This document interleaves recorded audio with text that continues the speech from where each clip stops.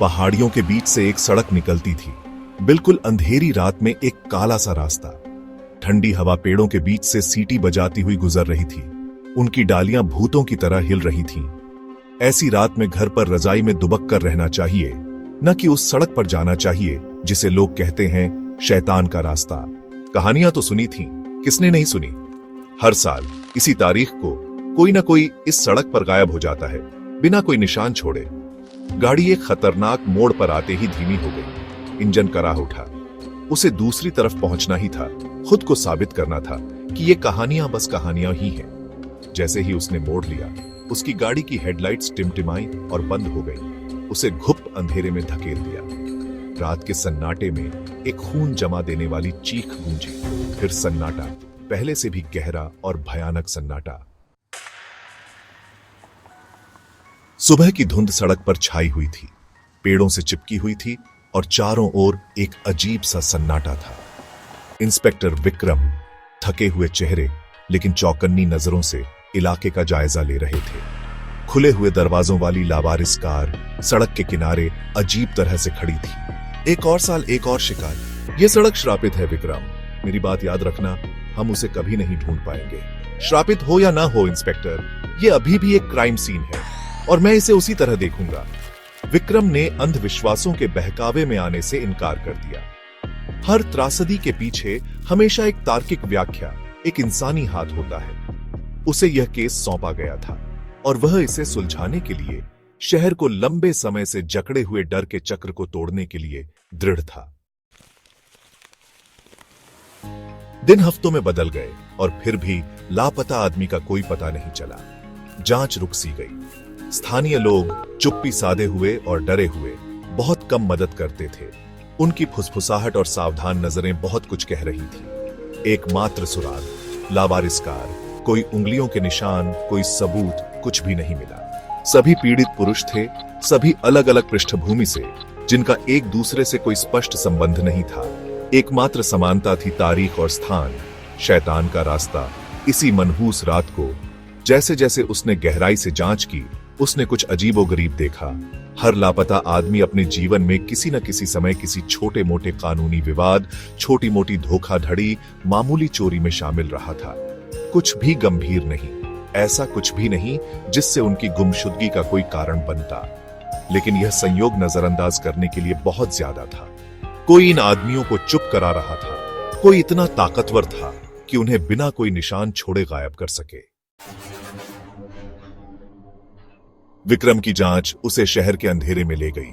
फुसफुसाहट, संदिग्ध सौदों और अनकही धमकियों की दुनिया में। सावधानी से इस खतरनाक रास्ते पर चलते हुए मैंने जानकारी के टुकड़ों को जोड़ा, उन रास्तों का पीछा किया जो बेकार जगहों पर ले गए। उसने पाया कि हर लापता आदमी का एक स्थानीय व्यापारी से सामना हुआ था।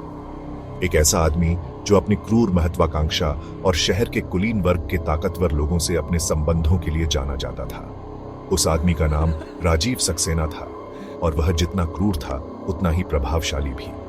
उसके चारों ओर अफवाहें उड़ती थीं, अवैध गतिविधियों की, चुप कराए गए प्रतिद्वंद्वियों की, एक ऐसे आदमी की जो अपनी उंगलियों के इशारे से समस्याओं को गायब कर सकता था। विक्रम जानता था कि सक्सेना उसकी कुंजी है, पहेली का लापता टुकड़ा। लेकिन वह यह भी जानता था कि सक्सेना जैसे रसूखदार आदमी को पकड़ना आसान काम नहीं होगा। मुझे ठोस सबूत चाहिए थे, ऐसा कुछ जो सक्सेना को सीधे तौर पर गुमशुदगी से जोड़े। सबूत, न कि सिर्फ शक और अफवाहें। एक अप्रत्याशित स्रोत से सफलता मिली। शैतान के रास्ते पर पहली गुमशुदगी की केस फाइलों में छिपी हुई एक पुरानी तस्वीर पुरानी, धुंधली थी, लेकिन बैकग्राउंड में दिख रहे लोगों को पहचानने के लिए काफी साफ थी।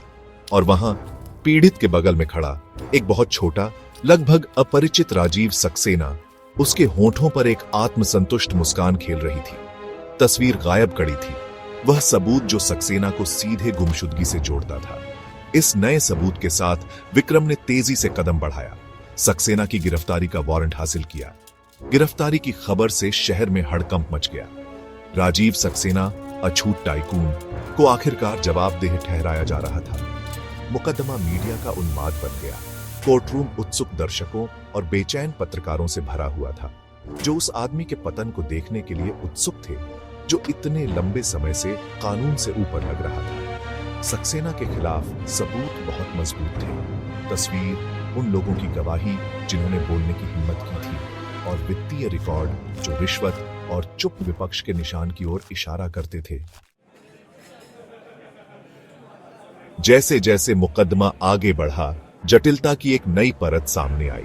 अभियोजन पक्ष ने सबूत पेश किए, जिससे पता चला कि सक्सेना ने अकेले काम नहीं किया था। उसे मदद मिली थी, एक शक्तिशाली साथी जिसने उसे अपने निशान छिपाने में मदद की थी। कोई सिस्टम के अंदर ही कोर्टरूम अटकलों से गूंज उठा। यह रहस्यमयी साथी कौन था? जब जवाब आया तो कमरे में सदमा फैल गया। अभियोजन पक्ष ने अपने अंतिम गवाह को बुलाया, इंस्पेक्टर सिंह, जांच में विक्रम के अपने साथी। कांपती आवाज में उसने सच बताया। वह सालों से सक्सेना के पैरोल पर था, उसकी अवैध गतिविधियों से आंखें मूंद लेता था, उन लोगों को चुप कराता था जो उसे बेनकाब करने की धमकी देते थे। इस खुलासे से कोर्टरूम में एक सामूहिक हांफने की आवाज आई। विक्रम ने अपने साथी को देखा, उसका चेहरा अविश्वास और विश्वासघात के भाव से भरा हुआ था। मैंने सिंह पर भरोसा किया था, उस पर निर्भर था, और हमेशा से सिंह मुझे खेल रहा था, उसी आदमी की रक्षा कर रहा था जिसे मैं नीचे लाने की कोशिश कर रहा था। मुकदमा सक्सेना और सिंह को सभी आरोपों में दोषी पाए जाने के साथ समाप्त हुआ। ऐसा लग रहा था कि न्याय हो गया है, लेकिन जैसे ही मैं कोर्ट हाउस की सीढ़ियों पर खड़ा था, दोषी ठहराए गए आदमियों को ले जाते हुए देख रहा था, मेरे अंदर बेचैनी की भावना बनी रही। मुकदमे ने कुछ सवालों के जवाब दिए थे, लेकिन इसने नए सवाल भी खड़े कर दिए थे। सिंह ने, एक सम्मानित अधिकारी ने, सक्सेना की रक्षा के लिए सब कुछ जोखिम में क्यों डाला? सक्सेना की उस पर क्या पकड़ थी? और अन्य पीड़ितों के बारे में क्या, जो सक्सेना के आतंक राज शुरू होने से पहले गायब हो गए थे? क्या उनकी मौतें सिर्फ दुखद संयोग थीं, या कहानी में कुछ और था, सतह के नीचे छिपा एक गहरा काला रहस्य? जैसे ही विक्रम कोर्ट हाउस से दूर हुआ, धुंध और रहस्य में डूबे शैतान के रास्ते की तस्वीर उसके दिमाग में कौंध गई। सड़क ने साल दर साल अपने शिकार का दावा किया था, उसके राज उसके खतरनाक मोड़ों में गहरे दबे हुए थे। सक्सेना और सिंह को न्याय के कटघरे में लाया गया होगा, लेकिन सड़क बनी रही, एक खामोश खतरनाक याद दिलाती है कि कुछ रहस्य हवा में फुसफुसाहट की तरह कभी नहीं मरते।